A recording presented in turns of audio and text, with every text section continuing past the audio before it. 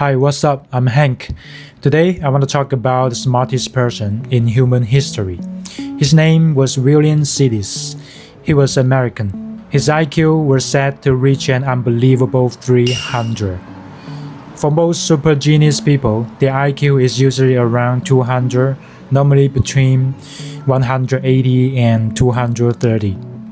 But William Sidis is the only known person who ever went past 250 and reached 300. He was born on April 1st, 1898. Yep, kinda crazy. The smartest person in history was born on April Fool's Day. He was born in New York, USA. His father was a psychologist who taught at Harvard. His mother was a medical doctor, so both parents were elite professionals. With great genes and a great family environment, William showed incredible talent very early. At just 6 months old, he already knew all 26 letters of the alphabet. Normally, if a kid can do that at 2 years old, people already call them smart. Most kids learn letters at around 3 to 5 years old, but he did it at just 6 months. And it gets crazier. At 8 months old, he could already communicate with his parents in English. Most babies start talking at about 1 year old, and they usually only say mom or dad. But William could actually talk. By 1.5 years old, he could read books and newspapers. That means he already had self-learning ability. At 2 years old, he learned Latin. I don't know when you learn your second language, but he did it at age 2. At 3 years old, he learned Greek.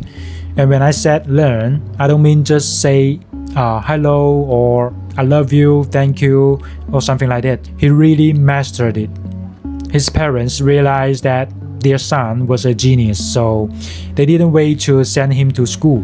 Normally kids start school at 6 or 7, but William already knew so much at 3. So his parents decided to teach him at home. His mother quit her job and stayed home full-time to teach him. With his parents' support, his talent exploded. By age 8, he had learned French, German, Russian, and Hebrew. So at 8 years old, he already spoke 7 languages.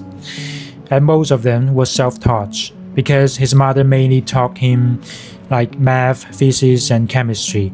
She didn't know those languages. William learned them by reading hard books like in Latin, French, German, and Hebrew. And here's the most unbelievable part. At 8 years old, he wrote a book. In that book, he explained a language he invented himself. Yes, he created his own language. Experts later confirmed it was a real logical language, not nonsense, a usable language, but only he knew it. The language was base 12, not base 10 like most languages and math systems today. He also had very complex verb form. It was extremely difficult. And remember, he did all this at 8 years old. His father then applied to Harvard, asking if William could attend. Harvard refused because they had never accepted anyone under 10 years old, so they said no. His parents kept teaching him at home. Finally, at age 11, Harvard agreed to let him take the entrance exam. He passed easily. He became the youngest student in Harvard history. Soon after, the media went crazy. He took an IQ test. The result came back as 300. Actually, the test wasn't designed for scores that high, so technically it was off the scale, but they listed it as 300. His result shocked all of America. The media called him the smartest human ever. And honestly, to this day, that's still true. He graduated from Harvard at 16 with excellent grades. Then he entered Harvard Medical School. You would think his life would only go up from there, but actually that was probably the peak of his life. At medical school, he struggled badly. He was only 16, surrounded by adults. He was socially isolated and reportedly bullied. His intelligence made it hard for him to connect with normal people. Eventually, his father moved him to another university, where he worked as a teaching assistant. Imagine a 16 years old teaching PhD students. But that didn't last either. William said he couldn't understand why people struggle with such simple problems. At 18, he went back to Harvard to study law, but again, he couldn't fit in. His mental health slowly collapsed. At 21, he dropped out. After that, things got worse. He became involved in political protests and anti-government movements. He was arrested and sentenced to 18 months in prison. His father spoke to media, saying William was a genius who could contribute greatly to society. Under public pressure, the courts released him. After that, his parents basically kept him isolated. Later, William said he just wanted to be normal. So he left home and worked simple jobs like warehouse clerk. He even used fake names to avoid attention, but the media found him anywhere.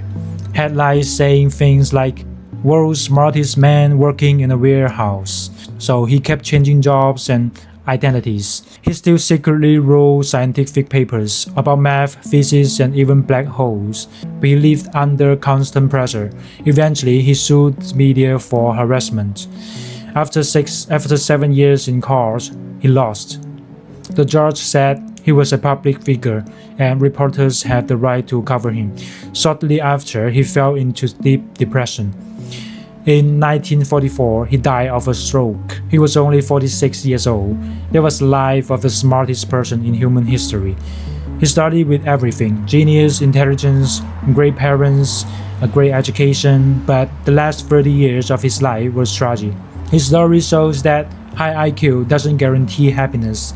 Sometimes it makes life harder. So remember, if you are way smart, maybe don't tell everyone. Alright, that's it for today. See you next time. Bye.